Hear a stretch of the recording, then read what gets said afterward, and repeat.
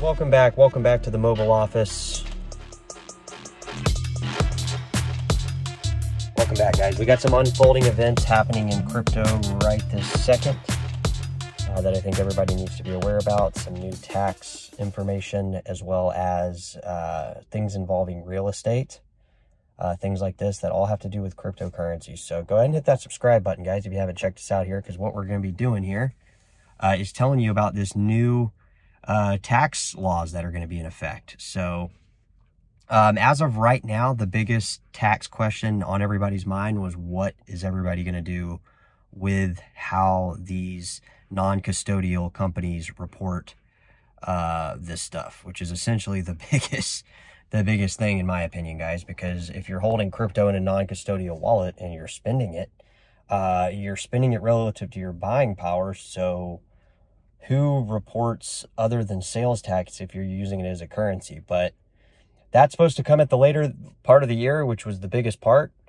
CoinDesk released an article today, guys, saying basically a couple different things. First off, that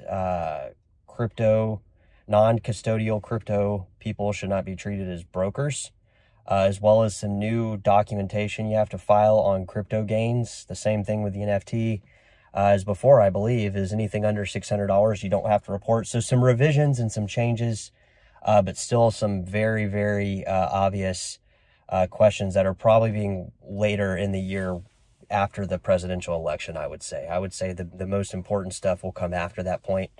Drop it in the comments if you guys are checking this stuff out. It looks like real estate bought in cryptocurrency will be kind of the same regulation until 2026. So basically nothing. And then after that, you're going to have to report a current market value of what the currency, like what the tokens were or what the coins were that you used to purchase the real estate asset, or property. And then basically that has to be reported in something similar to like a 1099. Okay. So to give you an idea of where this regulation stuff, but guys, it's really no surprise that the main thing that everybody was kind of wanting didn't get answered. You know, it did not get answered, because we're all kind of under the impression like, okay, you got to give your ID when you go to a crypto exchange. Oh yeah, some other stuff with the kiosks.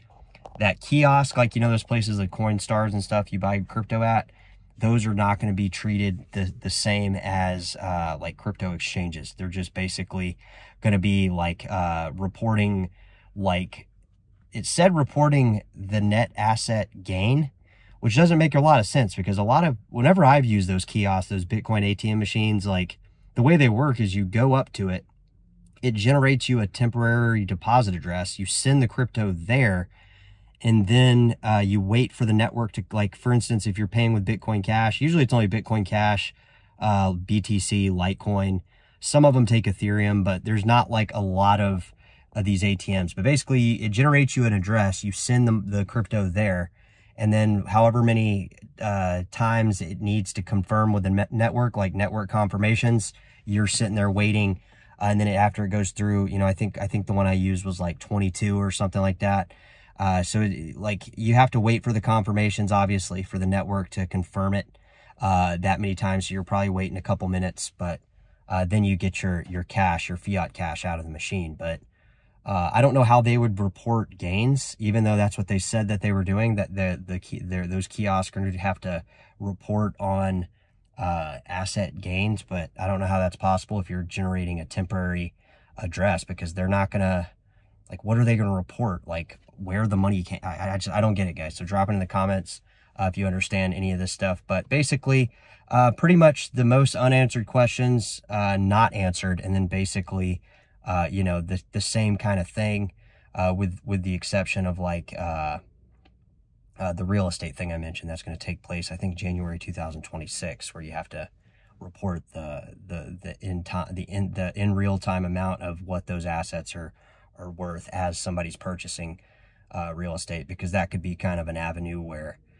you could do different things to avoid tax stuff. But it's we knew that stuff was coming, guys, but like the main stuff, it was just simply, it's going to come after the election, like with the decentralized wallets and you know, how they're going to report and stuff like that. We're just going to have to keep waiting. So let me know, guys. Let me know in the comments. We'll catch you guys in the next episode.